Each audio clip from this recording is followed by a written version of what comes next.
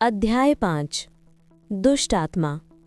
Iron body skills में 2 upgrade points का निवेश किया गया, जिससे ये स्किल तुरंत परफेक्शन की स्थिति में पहुंच गई। जिस क्षण लौह शरीर कौशल पूर्णता तक पहुंचा, उस समय कौशल के प्रशिक्षण से जुड़ी ढेर सारी यादें गू किंग फेंग के दिमाग में उभर आईं और उसे अपनी त्वचा में खुजली महसूस हुई, क्योंकि मृत त्वचा की एक परत छिल गई और कांस्य रंग की त्वचा दिखाई दी। जब गू किंग फेंग ने एक तलवार लाकर पूरी ताकत से उसकी त्वचा पर वार किया, तो उसे केवल हल्का सा स्पर्श महसूस हुआ। बचाव में कोई भेदन नहीं हुआ। इसके बाद गू किंग फेंग ने एक बार फिर आयरन बॉडी स्किल्स का इस्तेमाल किया और पूरी ताकत से एक और प्रहार किया। जैसे ही तलवार उसकी त्वचा को छुई, धातु के टकराने जैसी एक ध्वनि गूंजे और अगले ही पल लंबी तलवार जवाब में टूट गई। अच्छा, आयरन बॉडी स्किल्स परफेक्शन की शक्ति का सही मायने में परीक्षण करने के बाद गू किंग फेंग का चेहरा खुशी से चमक उठा। अब केवल अपनी शारीरिक सुरक्षा के दम पर वो रिफाइनिंग स्किन परफेक्शन मार्शल आर्टिस्टों के हमलों को पूरी तरह से अनदेखा कर सकता था। लेकिन क्या वो आयरन बॉडी स्किल्स का पूरी ताकत से इस्तेमाल करने पर ब्लड रिफाइनिंग मार्शल आर्टिस्ट के हमले को झेल पाएगा, ये अभी देखना बाकी था। लेकिन कम से कम 2 मार्शल आर्ट में महारत हासिल करने से गू किंग फेंग को रिफाइनिंग स्किन क्षेत्र पर प्रभुत्व स्थापित करने के लिए पर्याप्त पूंजी प्राप्त हुई।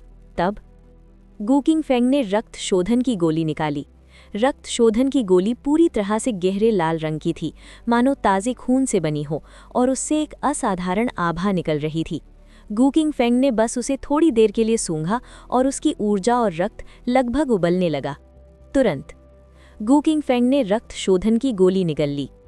वो औषधि उसके पेट में चली गई। क्यू ब्लड पिल से 10 गुना अधिक शक्तिशाली उस गोली की शक्ति उसके पेट से फूट पड़ी। उसकी जीवन शक्ति बड़ी नदियों की धाराओं की तरह उमड़ पड़ी, जो लगातार उसके शरीर और त्वचा को बेधती रही। गोली के अत्यधिक प्रभाव के कारण गू किंग फेंग की त्वचा चमकदार लाल हो गई, जो उबले हुए झींगे जैसी लग रही थी, और गोली का असर कम होने और उसकी त्वचा का सामान्य होने में काफ़ी समय लगा। गू किंग फेंग ने गहरी सांस छोड़ी। रक्त शोधक गोली लेने का प्रभाव 1 वर्ष की कठिन प्रशिक्षण से भी अधिक लाभकारी सिद्ध हुआ। अब वो सूक्ष्म रूप से रिफाइनिंग स्किन दायरे की सीमा को महसूस कर सकता था। सामान्यतः रक्त शोधन के क्षेत्र में प्रवेश करने के लिए व्यक्ति के पास संबंधित मार्शल आर्ट का ज्ञान होना आवश्यक है, लेकिन कुछ भी पूर्ण नहीं है। ब्लड रिफाइनिंग पिल रिफाइनिंग स्किन मार्शल आर्टिस्टों के लिए ब्लड रिफाइनिंग तक पहुंचने का एक शॉर्टकट है।